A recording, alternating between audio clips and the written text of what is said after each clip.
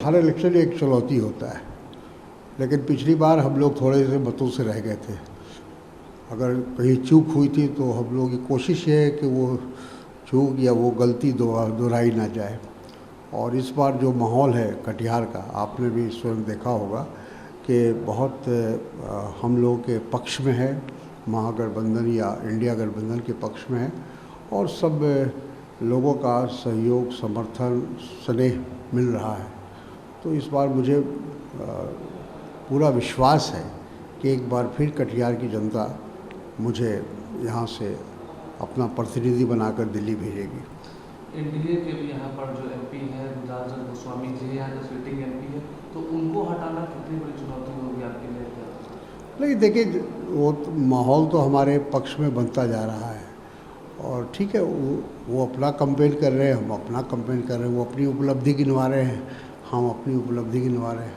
तो लोकतंत्र का तो यही तकाजा है।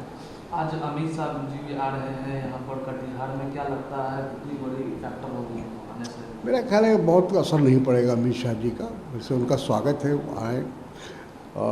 मैं समझता हूँ कि अमित शाह जी को लाने के पीछे उद्देश्य इनका यही है, क्योंकि अभी तक जो एनडीए का जो माहौल है वो उनके पक्ष में नहीं है, तो इसीलिए अब बड़े बड़े नेताओं को उतारने की कोशिश हो रही है। बीजेपी का नारा है 400 प्लस, इस बार 400 पार, तो क्या लगता है कि कितनी बड़ी चुनौती होगी 400 पार? देखिए, ये तो सिर्फ अपने कार्यकर्ताओं का मनोबल ऊंचा करने के लिए बीजेपी ने नारा दिया है।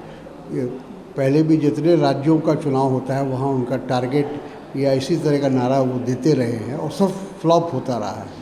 इस बार भी वो 400 का नारा फ्लॉप होगा। बिहार, पूरे देश के लोग का जो माहौल है वो एंटी बीजेपी है या एंटी मोदी है। उसका रीज़न है कि पिछले 10 साल में कोई भी ऐसी उपलब्धि मोदी जी की सरकार की नहीं रही जिसको वो गिनवा सके या उसके लिए वोट मांगे। तो वो इधर उधर घुमा रहे हैं, बड़ी बड़ी बातें कर रहे हैं, फिर एक बार गारंटी की बात कर रहे हैं। तो 2014 में उनकी गारंटी पूरी नहीं हुई, 2019 की गारंटी पूरी नहीं हुई, तो क्या वजह है कि 2024 में वो अपनी गारंटी पूरा करेंगे? तो लोगों को उनकी बातों पर विश्वास नहीं रह गया। वो जानते हैं कि हमारे प्रधानमंत्री झूठ बोलने में अव्वल है।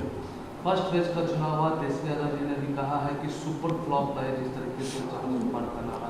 बिल्कुल, जो रिपोर्टें आई हैं, जो खबरें आई हैं, उससे ऐसा लगता है कि जो पहले चरण का जो चुनाव रहा है वो महागठबंधन का ही है या इंडिया गठबंधन के पक्ष में रहा है।